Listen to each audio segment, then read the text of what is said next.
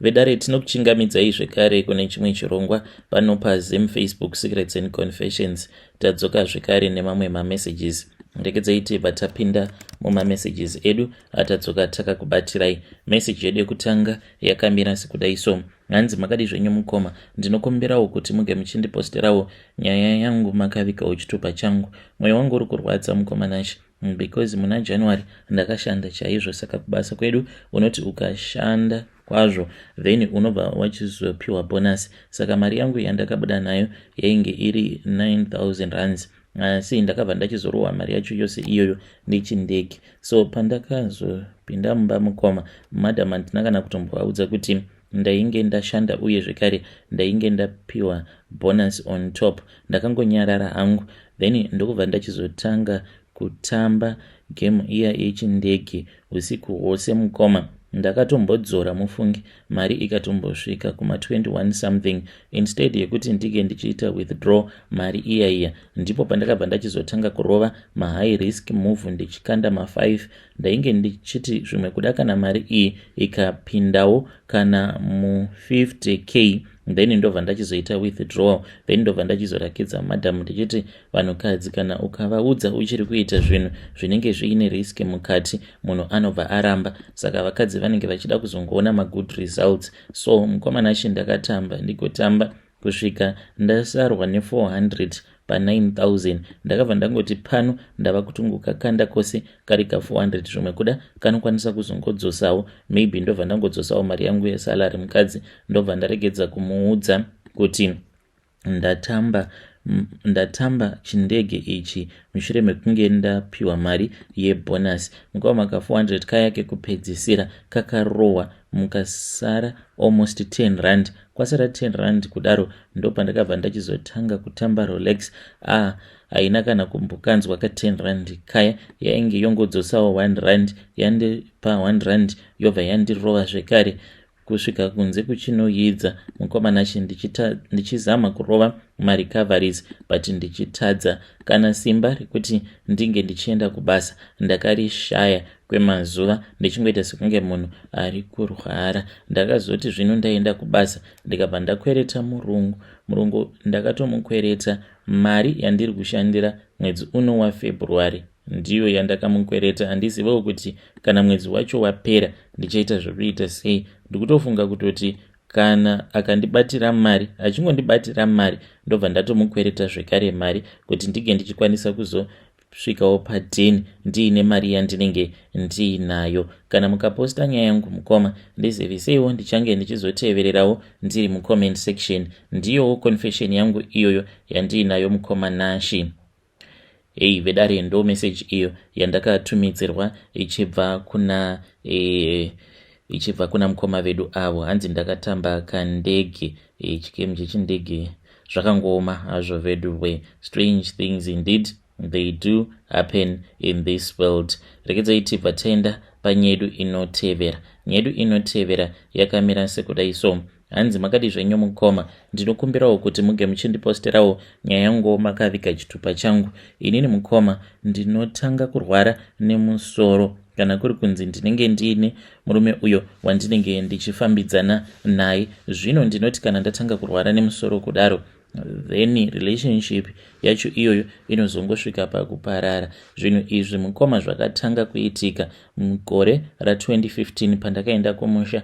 Ndipo pandainge ndichifanira kuti ndakaroorwa ndikatochata. Ndainge ndasanganawo nemurume wangu. Murume uyu mukoma ainge aine mari, saka akabva achizonditi zvinhu zvangu ndikuda kuti ndinge ndichizozviita nemazvo ndichitevedzera tsika nemagariro edu. Saka ndinofanira kutanga ndaenda kwavatete vako, then tobva tachizotaurirana. Vatete vako ndo vachange vachizofambisa nyaya dzacho dzose. So mukoma Nashi takaenda kumusha paya, vabereki vangu vasingatombozvizivi. Ndokubva ndaenda kwavatete because amai vangu vainge vasingatombowirirani navatete. Saka vatete vakabva vachizondipa dhuku neZambia. Kubva ipapo kusvika pari zvino, ende sedhuku riya vakaita kutondimanikidzira vachinditi, toda kuona kuti rinokufita here. ndakati ndapedza kusunga dhuku riya riya mukoma, ndakanzwa sekunge painge paine munhu ainge andibata musoro wangu ukabva watanga kutema ndichinzwa zvidzungu. Ndikavaudza vakabva vanditi unenge wanyanyisa kurisunga iwe. Vakabva vazouya pandainge ndakagara paya vava kurisunungura, but vachirisunungura kudaro ndakatombovabvunza kuti nhai vatete ko muri kuitei, because vainge vachindipfanya mumapendekete angu awa nerimwe ruoko vachisunungura dhuku riya riya, vakangoseka zvavo. Saka semunhu wemajokes ndakangoti hameno. Kubva ipapo kusvika pari zvino zvimukoma, hameno kuti ndapinda mumarelationships mangana, I think almost 30 men that I have dated muno muSouth Africa. Marelationships acho ose achizongosvikawo pakuparara. Kana mukaposta nyaya yangu ndizivise ndichange ndichizotevererawo ndiri mucomment section. Vedare ndo message iyo yandakatumidzirwa ichibva kuna vahanzvadzi vedu. Zvakangoma hazvo vedu we. Une chawakambopiwawo here, maybe neshamwari kana kuti hama, zvokuti kana ukatanga kuita trace back kuti upenyu hwako hwakatanga kutakwira papi, unoti paya pandakapiwa chakati nanhengi ndo pazvakatanga kutakwira ipapo. You can come to my inbox and then you tell me your own side of the story. Rekedzai tibva taenda panyedu inotevera. Nyedu inotevera yakamira sekudai so. Hanzi makadi zvenyu mukoma, ndinokumbirawo kuti munge muchindiposterawo nyaya yangu makavigawo chitupa changu. So sekuru vedu ivo vainge vaine mhuri yakakura kwazvo, asi zvinonzi sekuru ava vainge vakarombera kuriba, because vainge vaine mombe dzakawanda uye zvekare vaitawo zvekurima fodya. Vainge vari murimi mukuru kwazvo. Saka mumhuri mukoma vanhu vanofa after each and every 3 years, ende kwedu tose tinongourawa nechirwere chimwe chete. Ende kwedu kana nguva yacho yekufa yakwana mudzinza, kana kuri kunzi mune anenge achifanira kuti ange achifa, kazhinji kacho tose tinobva tangotanga kuita munyama zvekuti mari, kuti unge uchizokwanisawo kuwana mari chaiyo kubatsira uyo anenge achirwara, unenge uchitoishaya. Panenge pachitorarwa nenzara, vanhu vachitambura, vanhu vachidzingwa mabasa. Tinobva tatoziva kuti nguva iya yekufa inenge yakwana. So after 3 years munotofanira kutoti munge muchitowana munhu anotonzi afa. Ende kwedu kune mamwe makuva ekuti anotyisa kuita heroes eka chaiyo. Ndiyo secret yangu iyi yandinayo mukoma Nashe. Kana mukaposta nyaya yangu ndiseveseiwo, nai is it even possible kuti dzinza rose munonzi munorwara neasthma, I mean like everyone from our family ingori asthma yoga, ende iyo asthma yacho ndo inotiuraya, kungouraya munhu without any notice at all. Inini hangu ndakasvika pakuzozviudza kuti zviri nani kuti ndiregedze kuchishandisa chiinhaler chacho, because ndakaona kuti pose apo painondiataka asthma yacho, chiinhaler ichi chinotoita sekunge chinotowedzera marwadzo. Dzinza rose mukoma Nashe, kubva kunana mukoma, vana sisi, vaning'ina, vana bamunini, vana bamukuru, it is the same thing mukoma Nashe, tose tinongorwara neasthma. Zvino chinondinetsa ndechekuti hakuna anodawo kusimudza musoro, kunyanya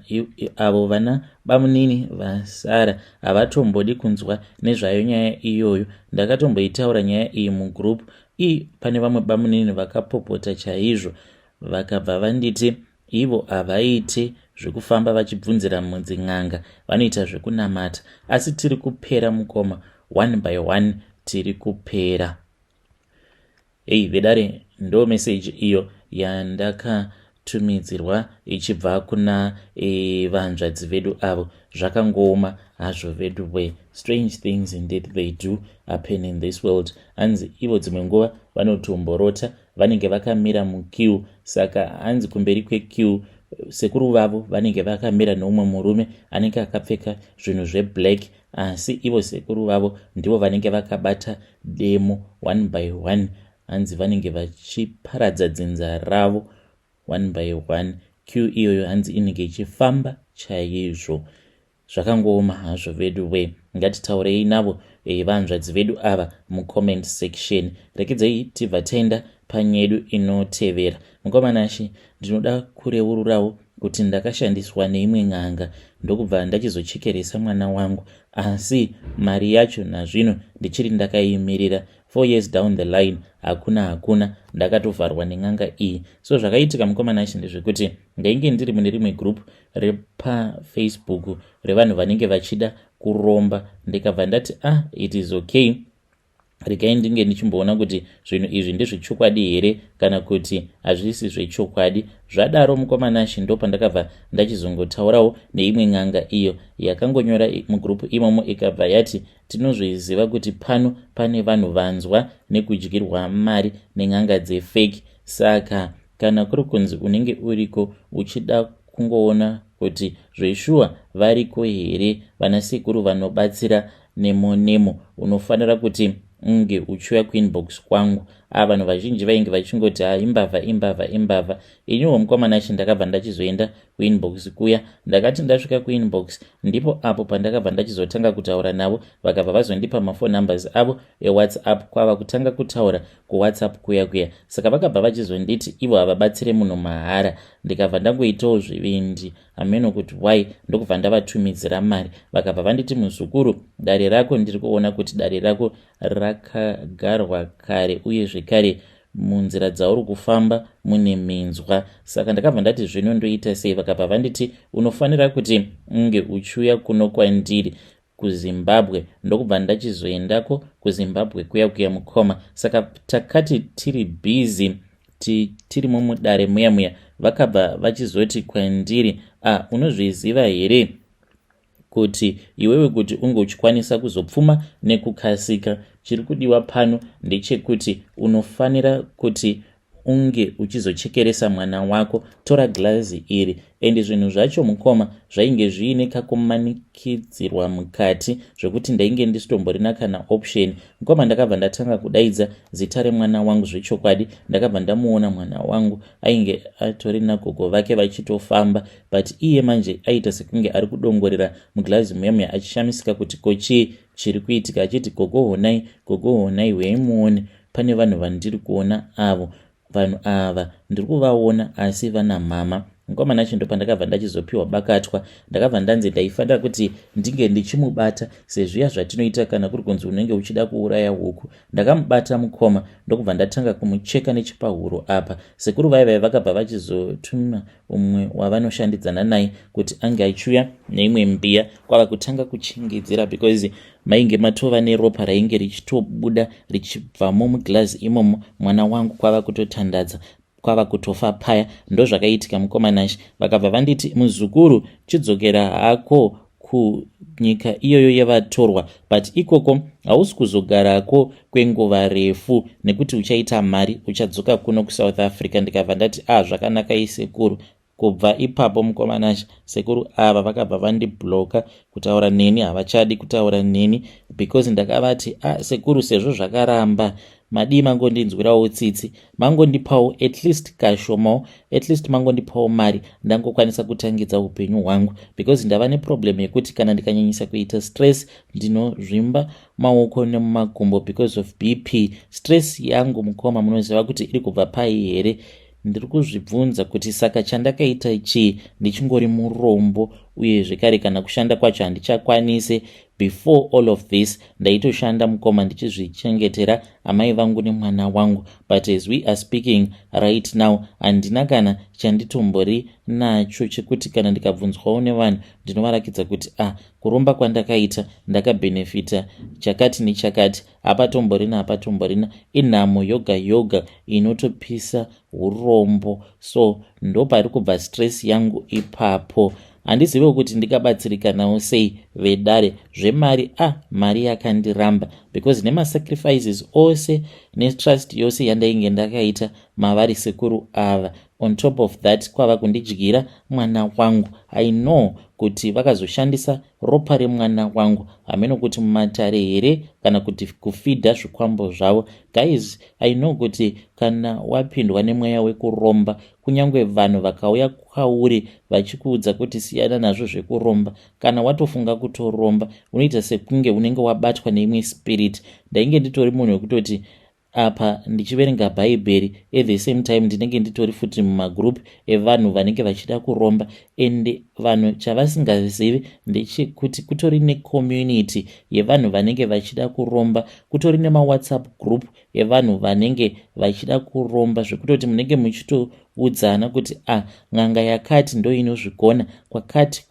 Kana ukaenda kumozambique pakati ukabvunza vanonzi gogo nhingi kana kuti sekuru vakati, uye zvekare nekutodzidzisana kuti chii chinonzi kuchengetedza mhiko. Zvasiyana nevamwe vaya vainge vachiromba zviya zvechinyakare zvekuti munhu aizongosvika pakutyora mhiko dzake. Iko zvinozve vanhu vanotobudirana pachena mumagurupu acho iwawo andainge ndimbori maari. Ndangosarwa negrupu 1 chete revamwe vakaromba. Nyaya yangu ndakatomboitaurawo imomo, vanhu vakangondipawo advice yekuti ndige ndichidzokera kwavari sekuru ava ndonotaurirana navo mune zvakanaka ndisingavatuki kana kuita sei, zvimwe kuda vanokwanisa kuzondibatsira ndikaita mari. But inini I regret everything that I did. On top of losing my child, ndakazvikokera zvirwere munyama dzangu, kana kushanda hapachatomboshandiki.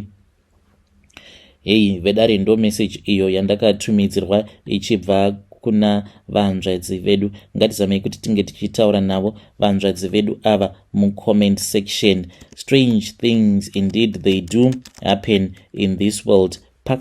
Pakaipa zvakangooma hazvo vedu we. Hanzi kutori nemagroups epawhatsapp, magroups awa hanzi tinenge tichitodzidzisana nyaya idzi dzekuromba. Ngatisanganei zvekare mune zvimwe zvirongwa zvinotevera.